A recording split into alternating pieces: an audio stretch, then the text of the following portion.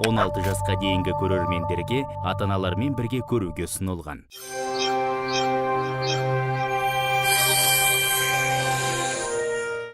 Ассалаумағалейкум қадірменді телекөрермендер. Эфирде ем болсын хабары және оның жүргізушісі мен Алтынбек Рахымберді. Үнемі әлсіздікті сезініп, тез шаршайсыз ба? Таңертең оянғанда көзіңіз, аяғыңыз, беліңіз ісіп, тіптен кіші дәретке жиі барасыз ба?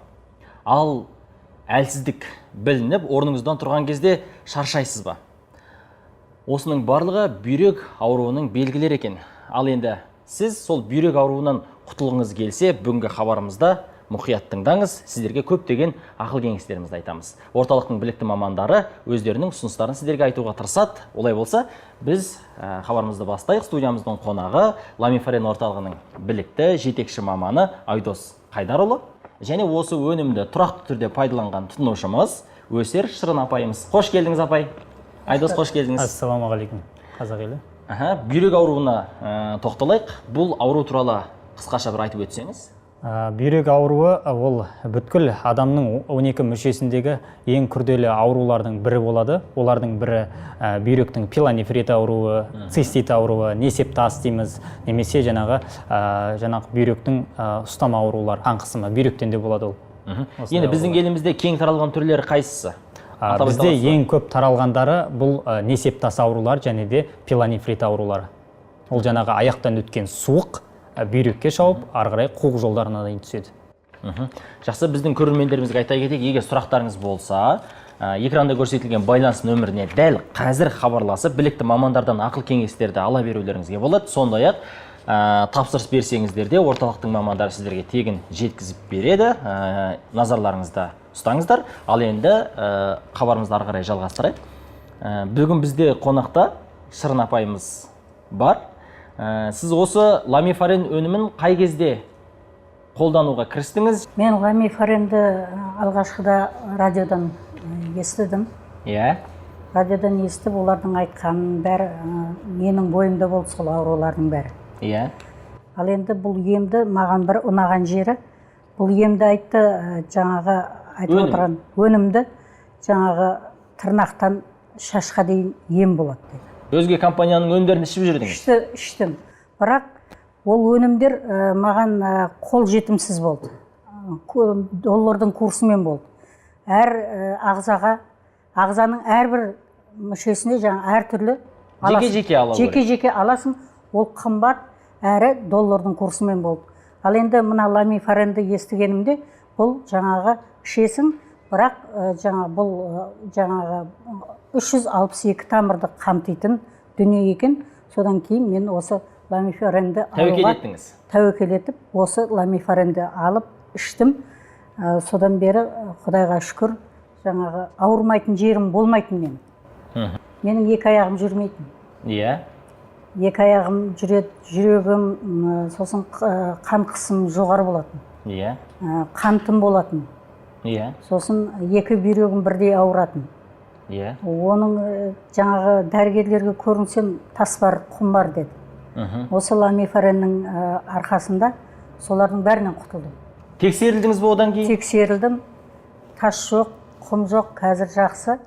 Қазір жаңағы әлсіздіктен жаңа тер басып кетеді, сәл жүрсем, жаңағы аяқтарым өзіме бағынбай солай болатын.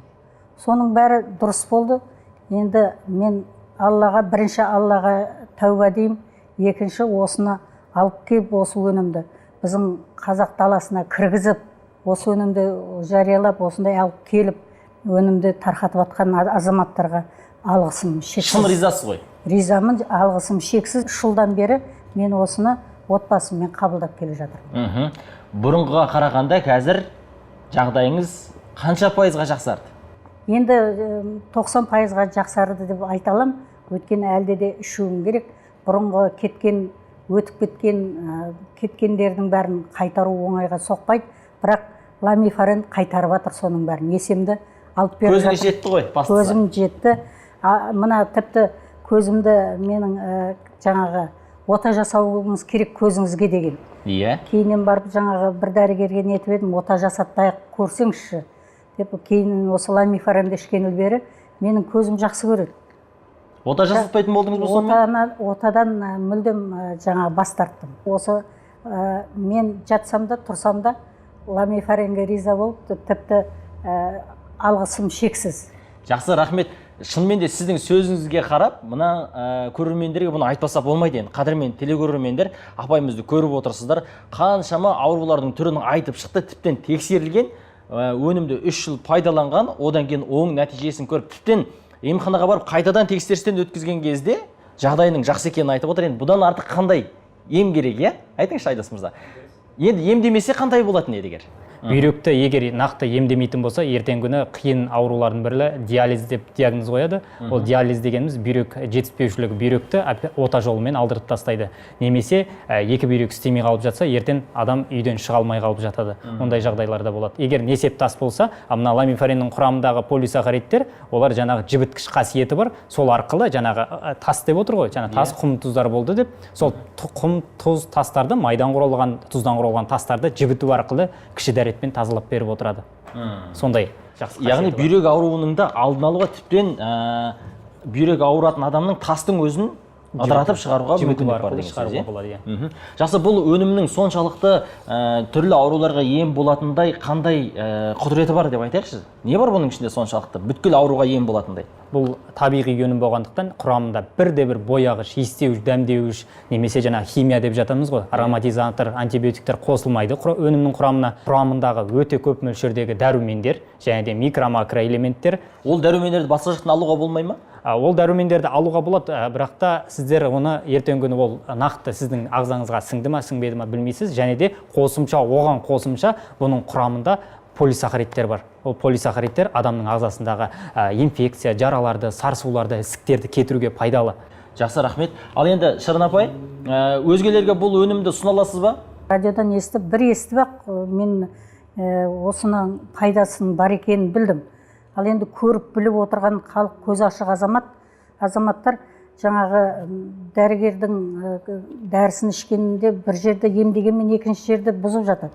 Зиянды қалдықтар бәрі қалады ғой. Иә, оған тәуелді болғанша таза өнімді пайдаланса, бізге ұқсап жаңағы біздің жолымызды беріп жазылып жатса, нұр үстіне нұр емес пе? Сондықтан мен ойлаймын, дәрігерге де бару керек, тексерілу керек, бірақ мына өнімді ішу керек. Бұл өнімді ішкенде кейбіреулер айтады, жаңағы мысалы іштім, давлением көтеріліп жатыр. Ол дәрімен бірге жүре береді. Бұның ешқандай дәріге қарсылығы жоқ, әйтпесем аллергиялық несі жоқ. Айтпақшы, менің аллергиям да болатын. Қалай жаз болса, мен солай аллергия болатын. Оным да қалды. Соны көрдіңіз бе? Мен қанша пайда көріп отырмын бұдан. Ал енді оның үстіне мен ойлаймын, жаңа бұл қазақ халқына қолжетімді деп ойлаймын. Енді бұдан артық қалай болады? Осыны алып таза өнімді ішсек, жаңағы қазағым сауығып, бүкіл еліміз аман болатын еді. Сондықтан мен бүкіл халқыма айтар едім, енді денсаулық керек болатын болса, осы ламифаренді алып ішсе, өздері бір жетіден кейін-ақ белгі беріп, өздері байқайды. Жақсы, рахмет. Сіздің де осы бір сөзіңізден, өзіңіздің осы көңіл күйіңіздің тамаша болып отырғанынан қарап, біз де қуанып отырмыз. Расында өзіңіз сияқты қаншалаған апаларымыз ауруына шипа таба алмай жүр. Ал сіз болсаңыз бір ғана өнімді пайдаланып түрлі ауруға ем тауып отырсыз. Бұл өте үлкен жетістік деп ойлаймыз. Сол емес пе? Енді хабарымыздың да аяқталуына санаулы минуттар қалды. Енді қысқа нұсқа тағы кеңесіңіз болса, көрермендерімізге арнасаңыз.